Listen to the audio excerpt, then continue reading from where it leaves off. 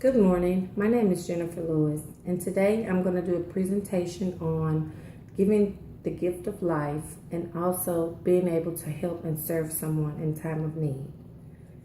In 2004, my father was diagnosed with the rare form of gastrointestinal stromal cancer.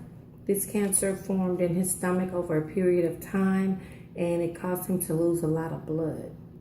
At this time, I really wanted to help my father, and by doing so, I tried to donate blood on his behalf. But what I found out at that time was that I was anemic, and it was very hard for me to donate blood that the hospital could use and replace for what they had given him. I was feeling very down, very depressed about it because it was something that I wanted to do for my dad and I couldn't. 2 weeks passed. Right around the same time my dad was diagnosed, I got a phone call. The phone call was from the National Bone Marrow Registry. Seems as though back in 1997, when I started with my employer, Prudential Healthcare, I registered to be a bone marrow donor. What I didn't realize at that time was that there was a possibility that I could actually be called. Because when I registered, the young ladies told me that there's a 1 in 30,000 chance that I would actually be a match for someone. Being young, they were giving out t-shirts. That's all I wanted. I just wanted a free t-shirt and I think a magnet for the refrigerator. Well, during this low period in my life, I got a call. I got a call from them, and the call stated that my name came up in the registry, and it just so happened that all my information was the same. I was probably one of 25 people that they tried to contact that day about being a match. And the people that were called either had developed health issues or their phone numbers were no longer the same. My number was the same. I hadn't developed any health issues. The young lady asked me would I The young lady asked me would I be interested in doing further testing. She said, once again, you were 1 in 30,000 this time. You'll probably be 1 in 10,000 the second time. I told her fine. I went along with the process because I figured, what did I have to lose? I registered, I signed up for it, and after I got the call from her, I did a little research on bone marrow donation, and I didn't feel threatened at all. I went in for further testing. I found out that I was a closer match. Instead of being 1 in 10,000, I now became 1 in 100. I was that closely matched to a lady in Florida who was about my age, 2 smaller boys with a very rare form of cancer. I felt at this point I was called. This was a calling from God for me to do the right thing because I really wanted to help my dad and I couldn't. As time progressed, I agreed for testing, more testing. I had to go in for a physical. I had to go in and speak with the counselor. And I had to convince my family that this was safe because I too was a mother of 3 small kids. And there are a lot of myths about bone marrow donation. And those myths were dispelled when I sought counseling. First of all, bone marrow donation now does not require for you to lie on your back and the retrieval from your hip bone. You now can donate through what is called a peripheral blood stem cell process. This process is taken from you actually take a medication for 5 days.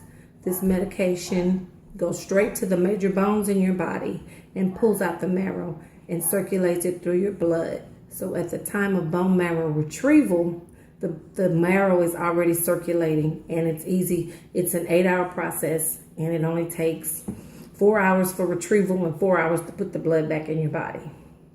But I still wasn't sure if I was that close to being matched to the lady. I had to do yet another test. This test would determine if there was anybody else in the nation that could be included. And after the doctor ran a search in the system, a DNA search, I was as closely matched to her as her blood sister. I laughed because she was Caucasian and I'm African American, which goes to show you that you can have DNA, a multitude of different DNA genes in your body, and be a different race from someone. Anyway, as I stated, I agreed to further testing, and the doctor and I set up a time where I would actually do the procedure. The staff at the Bone Marrow Donation Center was so nice. They came to my job. They gave me the shots while I was at work. I couldn't catch the flu. I couldn't get sick. I couldn't get anything that would cause a delay in the bone marrow retrieval. I had to basically stay well and fit so that I could donate the best possible bone marrow that I could offer. This whole process took about 4 weeks. It was very quick. I started getting tested week 1, and by week 4, I was donating.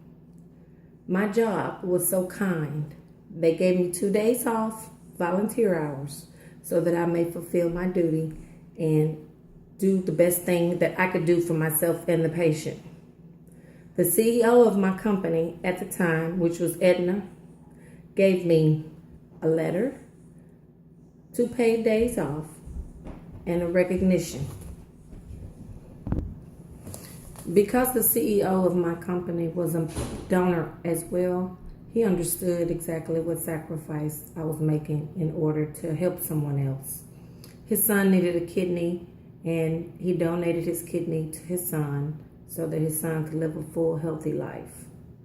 I guess today what I'm trying to encourage you to do is register to be a bone marrow donor, register to give blood, register to do something that will help someone else.